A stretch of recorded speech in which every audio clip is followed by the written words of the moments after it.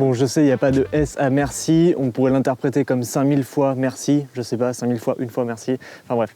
Normalement on dit 5000 merci avec un S, mais il n'y avait pas la place de le mettre. En tout cas, ça y est, on est 5000 abonnés sur cette chaîne, c'est quelque chose de dingue, franchement c'est quelque chose que jamais j'aurais pu imaginer possible. Désolé par avance pour le vent, j'ai pas choisi le meilleur jour pour tourner ça, mais je suis en extérieur. Le lieu est symbolique, je vais expliquer pourquoi tout à l'heure. Alors je vais t'expliquer un petit peu le déroulé de cette vidéo. Tout d'abord on va faire un petit bilan de cette dernière année passée sur YouTube, un petit bilan aussi de mon état d'esprit aujourd'hui, comment je vois la chaîne dans un avenir plus ou moins proche. On va parler un petit peu vie perso, bien que ce soit pas quelque chose de très important, c'est pas quelque chose que je mets en avant forcément sur cette chaîne. Et enfin on terminera cette vidéo par un petit Q&A. Je vous ai demandé de poser des petites questions sur Instagram et sur YouTube. Donc j'ai fait une petite compile de toutes les questions que j'ai reçues et je vais tenter d'apporter des réponses dans cette vidéo. Donc tout d'abord un bilan sur YouTube depuis cette dernière année, à savoir que depuis environ 1 an mes vidéos sont monétisables, donc du coup j'ai activé la monétisation de mes vidéos et en plus de ça en 1 an j'ai pris environ 3500 abonnés, donc j'étais à 1500 il y a pile 1 an, donc là je suis à 5000, donc ça fait une évolution de quand même plus de 200%, ce qui est quand même vraiment cool. Je compte pas m'arrêter là, je compte continuer dans cette lancée forcément. Waouh, il y a 2 avions militaires qui sont en train de passer derrière moi, 3 avions même.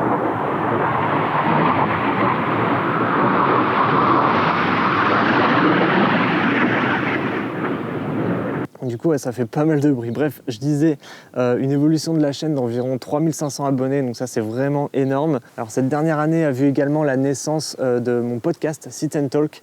J'ai créé ce podcast de toutes pièces il y a environ 1 an. J'ai peaufiné ça dans ma tête. J'ai lancé le podcast en décembre, mais il était prévu dans ma tête depuis environ le mois de mai de l'année dernière. Donc j'ai quand même passé à peu près 5 ou 6 mois à peaufiner, à créer le concept et tout ça. Donc ce podcast évidemment m'a permis d'effectuer pas mal de belles rencontres. J'ai rencontré beaucoup de mes idoles dans le monde de la photo et de la vidéo. Donc pour ça je suis vraiment hyper reconnaissant. Il n'y a que grâce à YouTube qu'on arrive à faire ce genre de projet. Et franchement pour rien au monde j'arrêterai tout ça, ne serait-ce que pour les rencontres en fait, pas pour les podcasts en eux-mêmes, mais la richesse des rencontres que j'ai pu faire. Pour ça c'est vraiment top. Ensuite eh bien, depuis 1 an ce que j'ai pu avoir sur la chaîne ce sont mes premières collaborations, mes premiers partenariats avec des marques. Donc pour ça c'est vraiment cool aussi. C'est le but aussi de cette chaîne et ce vers quoi j'aimerais l'amener, c'est d'essayer de faire un peu plus de partenariats et de collabs avec des marques.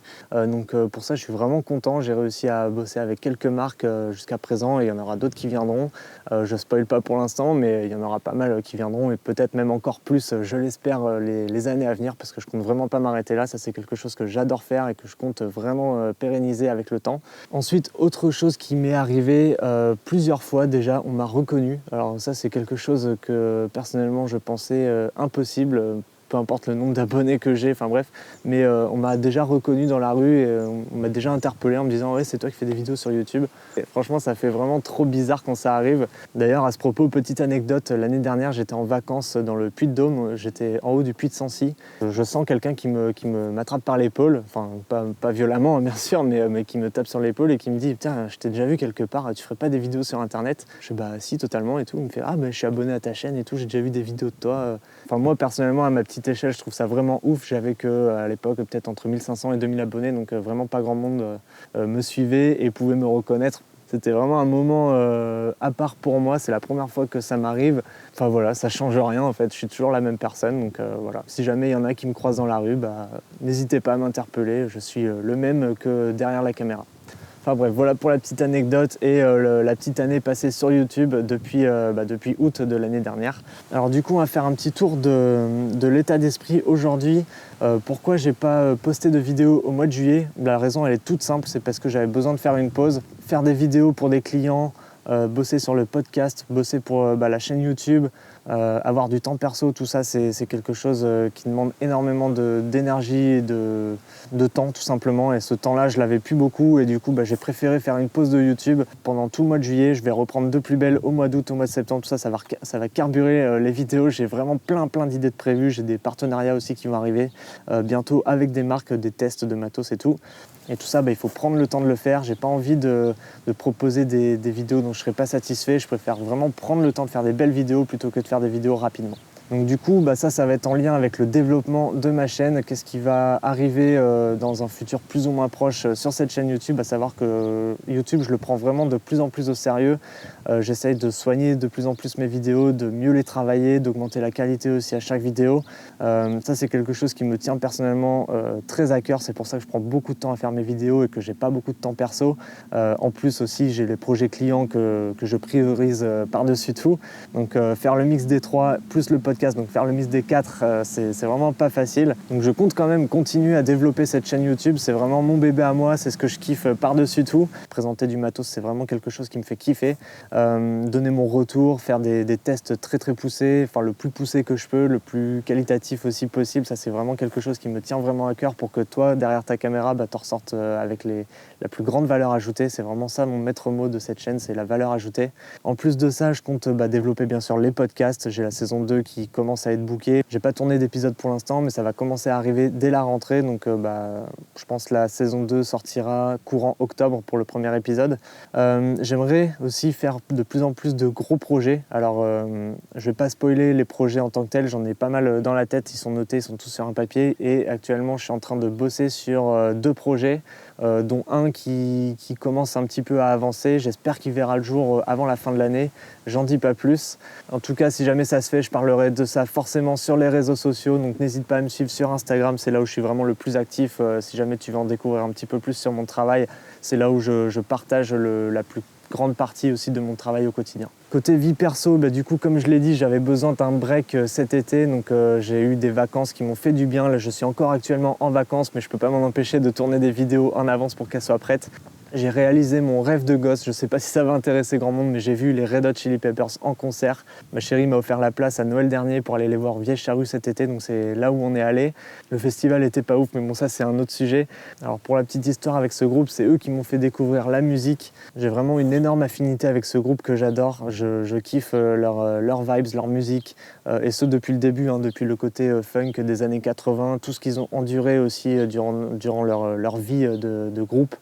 Savoir que là, ça fait quand même plus de 40 ans qu'ils existent. Enfin, ça fait 40 ans cette année qu'ils existent.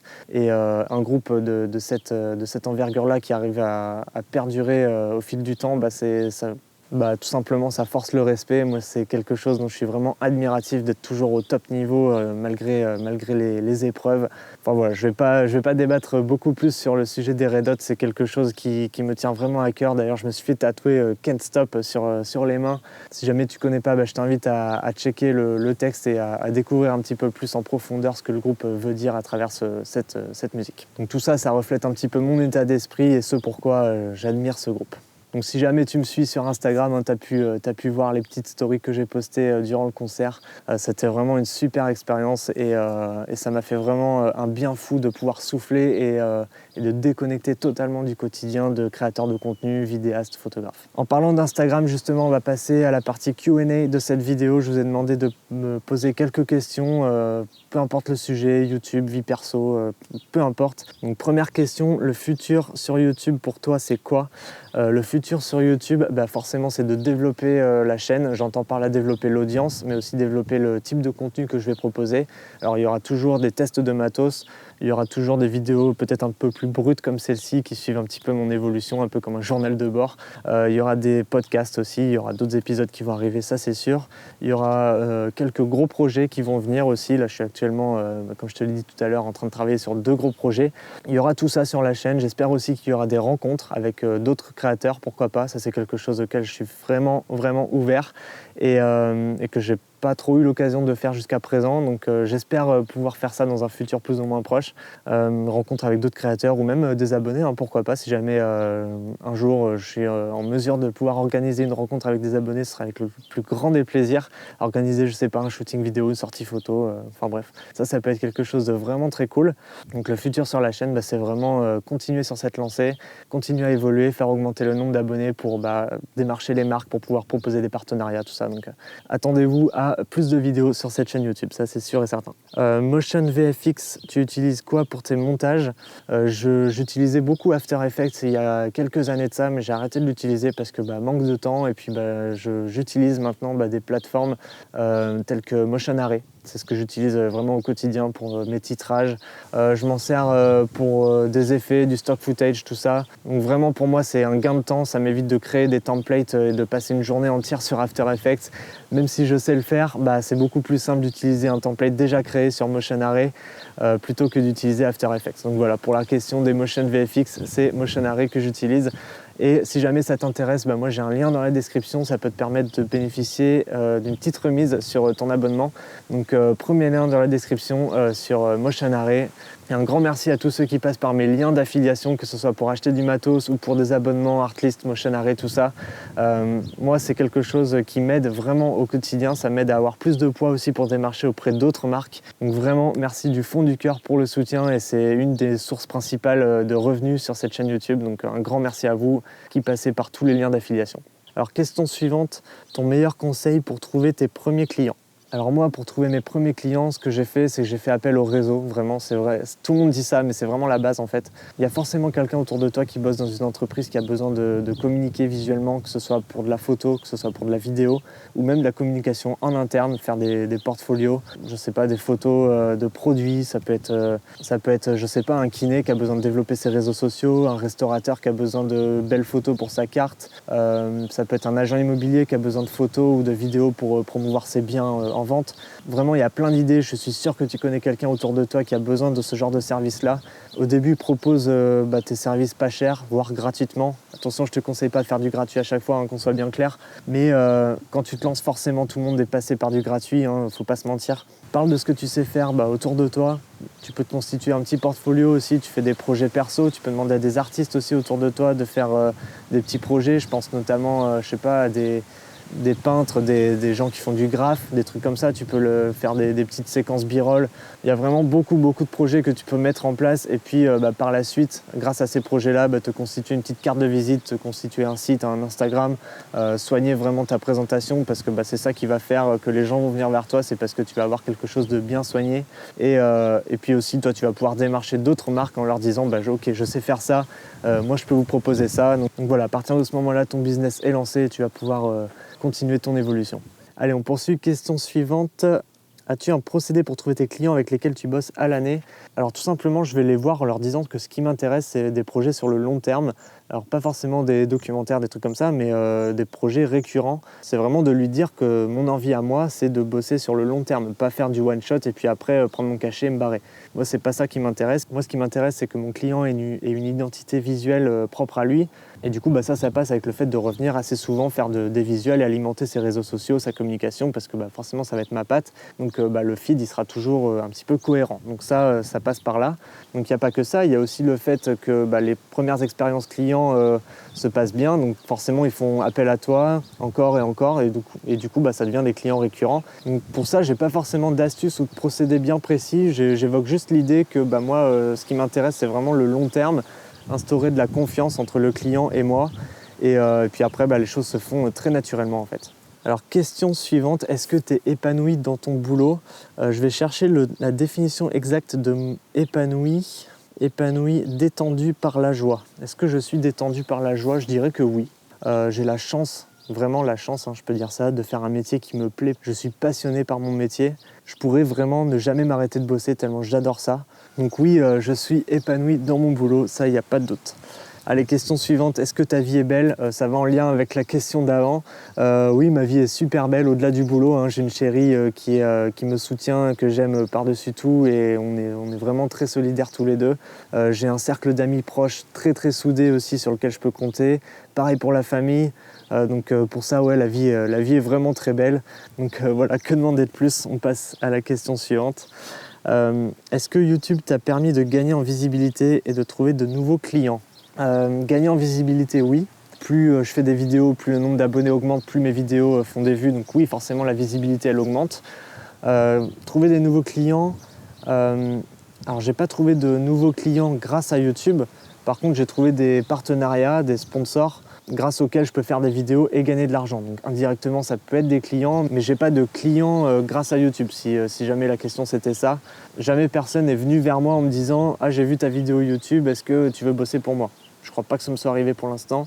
Il y a des gens qui m'ont contacté via TikTok, mais pas sur YouTube. Donc non, YouTube ça m'est pas arrivé pour l'instant.